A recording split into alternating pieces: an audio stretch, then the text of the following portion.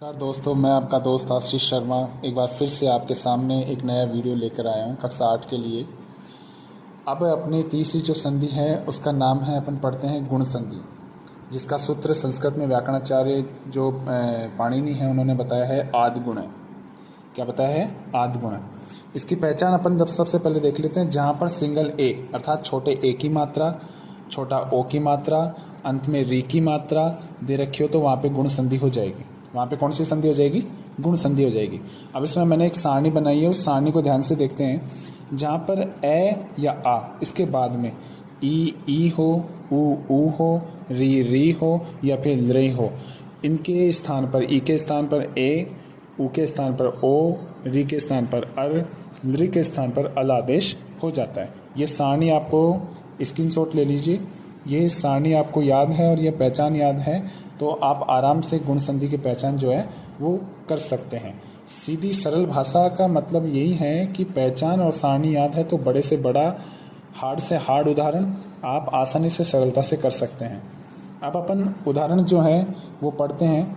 उदाहरण में ई की जगह ए आदेश होता है, वो उदाहरण जो है वो देखते हैं। रमेश है। अब रमेश में जो मूल शब्द है वो है रमा। मूल शब्द क्या है? रमा। तो रमा प्लस ईश। मैं आपको पहले बता चुका हूँ, ये बात ध्यान में रखिएगा, एक बार फिर से मैं बता रहा हूँ।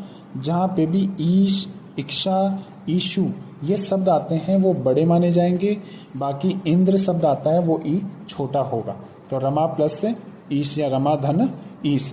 ऐसी प्रकार जो है सुरेश है तो सुर धन ईश। सुर का मतलब देवता होता है, ईश यानी स्वामी होता है, जो देवताओं का स्वामी है उसको कहते हैं सुरेश। अब अगला देखो, उदाहरण है तीसरे नंबर का सुरेंद्र। अगले नंबर का उदाहरण है सुरेंद्र। अब इसमें देखिए सुर धन इंद्र है, सुर धन इंद्र। इसी प्रकार उपेंद्र है, उप धन इंद्र।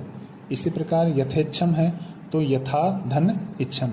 अब आपको मैं सबसे पहले बता दूं कि इसमें जैसा कि मैं पीछे बता चुका हूं पहचान का तरीका, जहां पर एक ही मात्रा, सिंगल एक ही मात्रा दे रखी हो वहाँ पर हम पहचान लेंगे कि वहाँ पे गुण संधि है। कि जैसा पद में दे रखा है एक ही मात्रा है तो वहाँ पर हम पहचान रहे हैं कि वहाँ पर गुण संधि है। एक नोट डाल के मैंने लिखा है कि यदि धनात्मक जो चिन्ह है ये वाला, ध्यान से देखिए, कि बाद में अगर ईश है, इक्षा, ईशु आदि पद आए तो इसमें ई जो है वो बड़ा हो जाएगा, बड़ा ई हो जाएगा। जैसे कि मैं पीछे बता चुका हूँ, यदि इंद्र आता है पद में तो वो ई जो है वो छोटा हो जाएगा। जैसे कि देख लीजिए इसमें ई जो है वो छोटा है। अब ऊ के स्थान पर जो ऊ है उसके स्थान पर ओ आदेश हो रहा है। वो उदाहरण देख लेते हैं, परोपकार। सबसे पहले पहचान देख लेते हैं कि यहाँ पे देखिए सिंगल ओ की मात्रा आ रही है, जैसे कि मैं पीछे पूर्व में बता चुका हूँ। ओ की मात्रा आ रही है मतलब हम पहचान चुके हैं कि वहाँ पे कौन सी संधि है? गुण संधि है। तो पर धन उपकार। इसी प्रकार सूर्योदय है तो सूर्य धन उदय। इसी प्रकार गंगोदगम है, गंगा धन उद्गम। इसी प्रकार जलोर्मी है, जल धन ऊर्मी। इसी प्रकार महोर्ज है, महाधन ऊर्ज। एक और नोट डाला है मैंने, यदि धनात्मक चिन्ह के पश्चात ऊर्मी, ऊर्जा आदि शब्द आते हैं तो ऊ हमेशा बड़ा माना जाता है। जैसा कि आप पद में देख पा रहे हैं कि यहाँ पे जो है वो ऊ बड़ा है। ऊ कौन सा है? बड़ा है। अब आगे देखते हैं, अपन पहचानते हैं री के स्थान पर जो है वो अर आदेश होता है। इसी प्रकार देखिए सप्तर्षि, मैं पहचान बता चुका हूँ कि अंत में लास्ट में जो है वो री की मात्रा होगी, लास्ट में री की मात्रा होगी तो इसमें अपन पहचान सकते हैं कि वहाँ पे कौन सी संधि है? गुण संधि है। तो शब्द धन ऋषि, राजर्षि है। अधिकतर यहाँ कन्फ्यूजन रहता है कि राज प्लस ऋषि होगा या राज धन ऋषि होगा। तो आपको बता दूँ प्रमाणिक जो शब्द है वो राजा है और ऋषि जो है वो राजाओं का जो ऋषि है उसको कहते हैं राजर्षि। इसी प्रकार महर्षि है, महाधन ऋषि। ग्रीष्म ऋतु है, ग्रीष्म प्लस ऋतु या ग्रीष्म धन ऋतु। इसी प्रकार शरद शीत ऋतु है, शीत धन ऋतु आदि। जो एग्जाम्पल जो हैं इसके उदाहरण जो हैं वो बहुत से हैं। मैंने कुछ महत्वपूर्ण उदाहरण जो हैं आपके सामने यहाँ रखे हैं जो आपकी परीक्षा की दृष्टि से बहुत ही महत्वपूर्ण है। ली के स्थान पर अल आदेश होता है। इसमें देखिए तव लकार, ये एक बहुत महत्वपूर्ण है। केवल एक मात्र ये उदाहरण है ली का जिसमें आप देख सकते हैं तव धन लकार, जहाँ बीच में ल आ जाए, आधा ल आ जाए।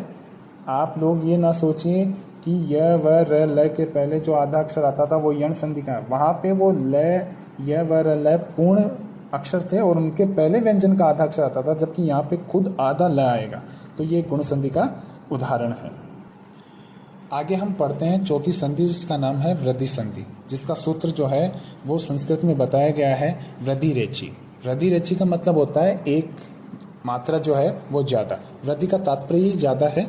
अब इसमें पहचान देख लेते हैं। यदि संधि युक्त पद में ए की मात्रा, ध्यान से देखिएगा, यहाँ पर ए है जो बड़ा है, औ की मात्रा जो बड़ा है, ये दोनों मात्राएं जहाँ पे भी आपको दिखाई दे, ये दोनों मात्रा जहाँ पे भी आपको दिखाई दे, वहाँ पे कौन सी संधि हो जाएगी? वृद्धि संधि हो जाएगी। मैंने एक सारणी बनाई है, जहाँ पर ए आई हो तो उसके स्थान पर बड़ा ए हो जाएगा, ओ औ हो तो उसके स्थान पर बड़ा औ हो जाएगा। देखिए, ए हो या आ हो, उसके बाद में ए आई ओ औ आता है तो इनके स्थान पर ये वर्ण, इनके स्थान पर ये वर्ण आदेश हो जाएगा। इसमें कोई भी परिभाषा की जरूरत नहीं है, आपको परिभाषा रटने की या उसको याद करने की जरूरत नहीं है। मैं सीधे सिंपल भाषा में पहचान और जो सारणी बता रहा हूँ, ये दो आपके लिए रामबाण सिद्ध होने वाली है, जैसे कि मैं पूर्व में भी आपको बता चुका हूँ। हम इसके उदाहरण पढ़ते हैं। मैं आपको जैसे कि बता रहा हूँ पहचान में, जहाँ पर भी डबल ए की मात्रा, ध्यान से देखिए पद के अंदर डबल ए की मात्रा है तो कृष्ण धन एकत्वम, कृष्ण धन एकत्वम। इसी प्रकार अत्रेव है तो अत्र धन एव, अत्र धन एव। इसी प्रकार जो है वो सदैव है तो सदा धन एव। मेवम है तो इसमें ध्यान रखिएगा, ये बहुत महत्वपूर्ण उदाहरण है। यहाँ माँ शब्द होगा, माँ जो पद है, माँ जो शब्द है वो आएगा, यहाँ मैं नहीं आएगा, माँ धन एवं। इसी प्रकार जो है ये ए या आ के बाद में ए हो या छोटा ए हो या बड़ा ए हो तो उनके स्थान पर जो है वो बड़ा ए आदेश होता है। इसी प्रकार जो ए या आ हो उसके बाद में बड़ा ए हो, यहाँ पे छोटा है, यहाँ पे बड़ा हो तो उनके स्थान पर भी ए आदेश होगा। जैसे कि अपने सारणी में ए आई के स्थान पर ये दोनों वर्ण अपने पढ़ चुके हैं। देवेश्वरी हमें, जैसे कि मैं पहले बता चुका हूँ कि जहाँ पे भी ए की मात्रा डबल ए की मात्रा हो वहाँ पे आपकी वृद्धि संधि हो जाएगी। तो देवधन ऐश्वर्यम, सर्वधन ऐक्यम, मत्य धन ऐच्छिक, महाधन एरावत। अब यहाँ पे देखिए हम एक छोटा सा नोट बीच में डाल दिए हैं, जिसमें ऐश्वर्यम हो, ऐक्यम हो, ऐच्छिक हो या फिर एरावत, ये चार वर्ड जो हैं, चार जो पद हैं, अगर इस धनात्मक चिन्ह के बाद में आता है तो इनमें ए हमेशा बड़ा होगा, बाकी जगह ए वगैरह आता है तो इनमें हमेशा छोटा होगा, जैसा कि आप ऊपर देख पा रहे हैं। इसी के साथ जैसे औषधि आए, औदार्यम आए, औत्सुक्यम आए तो इनमें भी ओ जो है वो बड़ा आएगा, जैसा कि ऊपर मैं पहले बता चुका हूँ। ऐश्वर्यम, ऐक्यम, ऐच्छिक, एरावत, ये चार वर्ड, और औषधि, औदार्यम, औत्सुक्यम, ये जो वर्ड है वो हमेशा इनमें जो पहला अक्षर जो है वो ओ बड़ा आएगा। इसी प्रकार उदाहरण देख लेते हैं। जैसे महौषधि तो महाधन औषधि, महोदार्यम महाधन औदार्यम। जहाँ पे भी एक बात आपको सावधानी रखनी है, जहाँ पे भी पूर्व पद में मह शब्द आ रहा है, मह पद आ रहा है, वहाँ आपको महा लगा देना है। संधि विग्रह करते वक्त वहाँ आपको क्या लगा देना है? महा लगा देना है। इसी प्रकार महत्सुक्यम है तो मह आ गया तो महाधन और सुक्यम। ये तीनों मैंने जो उदाहरण दिए वो मह से स्टार्ट होने वाले दिए हैं, इसीलिए ताकि आपको अच्छे से समझ में आ सके। इस प्रकार एक साधारण जो बिना डबल ओ वाला है वैसा वाला जो उदाहरण है वो मैंने आपको दिया है। जैसे जलोग है तो जल धन ओग। इस प्रकार ये आपकी वृद्धि संधि जो है वो कंप्लीट होती है। अब हम आगे दीर्घ संधि की तरफ बढ़ते हैं।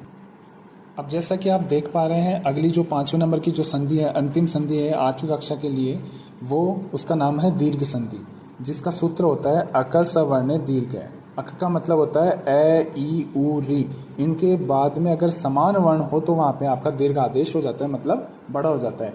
आपने दो शब्द सुने होंगे जिनमें एक पद का अर्थ होता है दीर्घ, एक होता है लघु। दीर्घ का मतलब होता है बड़ा और लघु का मतलब होता है छोटा। आपको पहचान में याद रखना है, जहाँ पद में बड़ी मात्रा हो, पद में बड़ी मात्रा हो, आ की बड़ी मात्रा, बड़ी ई की मात्रा, बड़ा ऊ की मात्रा, बड़ा री की मात्रा, ये जहाँ पे भी मात्राएं हों, आप जैसा कि आप देख पा रहे हैं वीडियो में, अगर ये जहाँ पे भी चारों मात्राएं हों वहाँ आप लोग पहचाने कि वहाँ पर कौन सी संधि है? दीर्घ संधि है। इसी प्रकार जो है वो मैं उदाहरण देखते हैं। ए या आ के जो एग्जाम्पल है वो आपके सामने है। देखिए, दैत्यारी है तो इस दैत्यारी में दैत्य धन अरि, जो दुश्मनों का अर्थात राक्षसों का जो शत्रु है उसको कहते हैं दैत्यारी, जो कृष्ण भगवान का पर्यायवाची शब्द है। विद्यालय है, जो ये उदाहरण जो है वो आपने बहुत ही बार सुना है, बहुत ही बार पढ़ा है।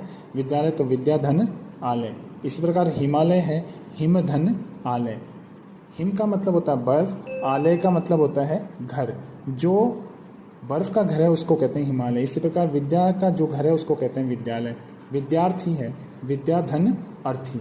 एक तो अर्थी जो होता है, जो चीता होती है उसको, और एक अर्थी का मतलब होता है ग्रहण करने वाला। जो विद्या को ग्रहण करने वाला होता है अर्थात विद्यार्थी होता है। ऐसे पुस्तकालय, जो पुस्तकों का घर है उसको कहते हैं पुस्तकालय। ये जो कुछ उदाहरण हैं आ की मात्रा के, आपके दीर्घ संधि को मैंने बताया। अब अपन चलते हैं ई की मात्रा में, जो छोटी हो चाहे बड़ी हो। इसमें आपको सबसे पहले मैं आपको बता दूं, पहचान के लिए मैंने आपको बता चुका हूं कि जहाँ पे भी बड़ी मात्रा, देखिए बड़ी की मात्रा है तो इसका मतलब अपन पहचान चुके हैं कि वहाँ पे कौन सी संधि है, दीर्घ संधि है। वहाँ पे कौन सी संधि है, दीर्घ संधि है। इसमें भी देखो आ की मात्रा है सब में, तो हम पहचान चुके हैं वहाँ पे कौन सी संधि है, दीर्घ संधि है। जैसे श्रीश है, श्री का मतलब होता है माँ लक्ष्मी, ईश का मतलब होता है स्वामी। जो लक्ष्मी के स्वामी अर्थात कौन है, भगवान विष्णु। तो श्री धन ईश। आप देखते हैं जैसे श्रीमान जो है उसमें श्री हमेशा बड़ा आता है।